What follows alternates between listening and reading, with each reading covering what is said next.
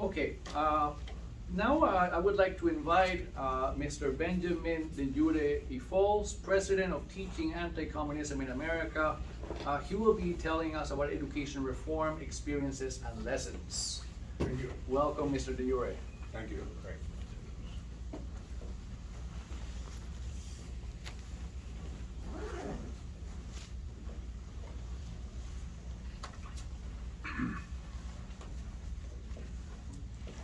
Let me start with this. This magazine is published by the journal. This is a journal of the LABA. LABA, that means Latin American Business Association. At this time, last year, I make a speech in this association in Miami at the Coral Gables Biltmore Hotel. Okay? I was talking about this time about this law. This law is called Civic Education Curriculum. All right? This is the law that was approved in Florida State about the anti-communism, what means to everybody. Right? At this time, I make this speech. I want to say more or less the same thing that I said that time. Okay? So I'm gonna read something just to keep the same format. Okay? Thank you for being here this afternoon, all of you. It's an honor to us sharing time with you and having the opportunity to let you know about this original project.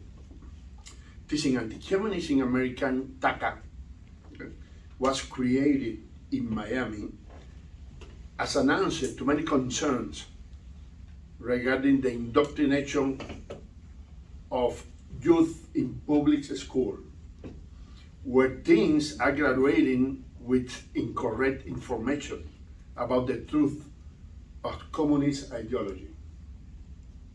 Teaching Anti-communism in America was born 4 years ago from the realization that the average age for the participant in numerous legacy Cuban organizations in Miami was over 75 years of age. In a speech given in front of 100 people in Miami, we proposed the idea of creating an anti-communist school or courses to teach our youth the truth about this ideology and to keep the flame of liberty alive in younger generations. Since the answer was great for many people at that time, we started the process of making this a reality. So we launched the initiative by writing an article to El Nuevo Herald. By the way, I'm a journalist for the Miami Herald. The initiative by writing an article to El Nuevo Herald named Anti-Communism School for New Generations. This is the name of the article. And followed up by personal handing this article to several politicians to seek help for this endeavor. In his hand, to many politicians.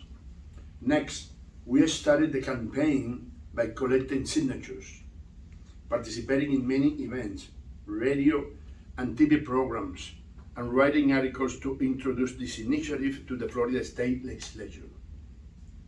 This initiative was so well received that it took on life of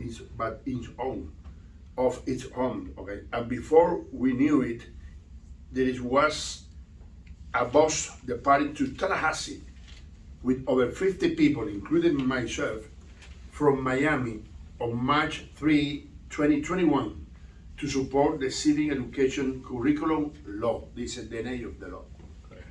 In Tallahassee, a state representative, Adrian Zika, and a state senator, Ana Maria Rodriguez, took up the baton and introduced it to the legislature, receiving full approval in both cameras. On June 22, 2021, Governor Ron DeSantis signed the law.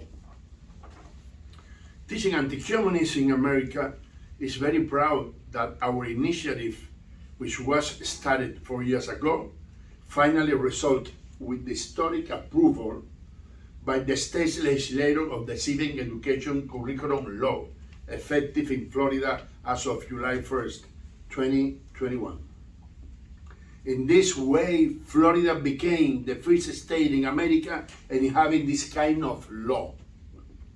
high school students will now be required to learn about communism in order to graduate it. In addition, we think this movement has expanded to other countries as well. For example, Spain.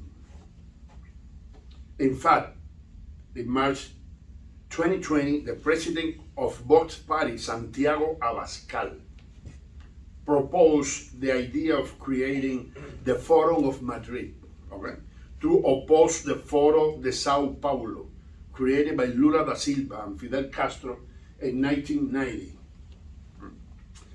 Later, in October 2020, Abascal proposed the Letter of Madrid, a document signed by main politicians in Latin America, stating that Latin America has been kidnapped by communist dictators.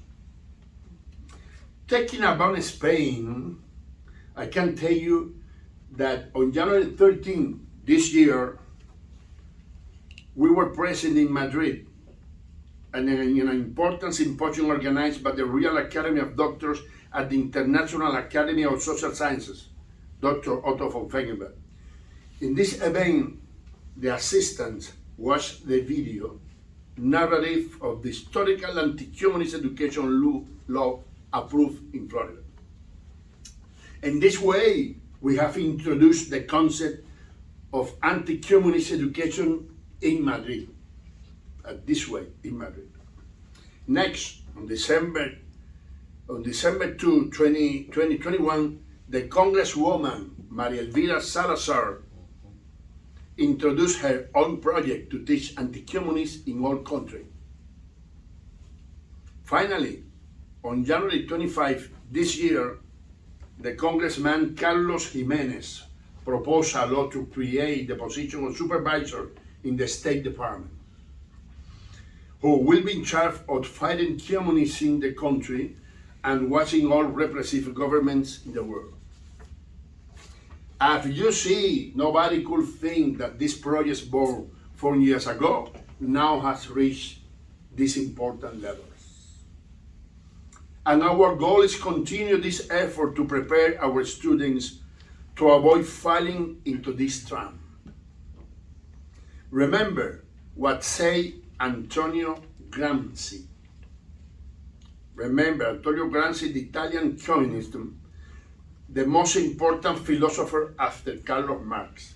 He said, controlling education and culture, and everything will come by themselves. Okay. We think what we do, it is necessary and urgent. Look, in addition to Cuba, countries like Venezuela, Nicaragua, Bolivia, Honduras, and probably Colombia are becoming communist right now. So, for this reason, we ask for your help by joining us in this endeavor. Thank you to all of you.